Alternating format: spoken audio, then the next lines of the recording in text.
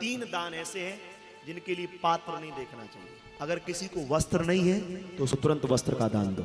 वस्त्रहीन को तन पर वस्त्र उड़ाओ, उसके लिए पात्रता नहीं देखना। कोई रोगी है, बहुत रोग से ग्रस्त है, आप तुरंत उसको औषधि का दान करो। उसमें यह नहीं देखना कि पात्र है कि नहीं, जो रोगी है उसको दो।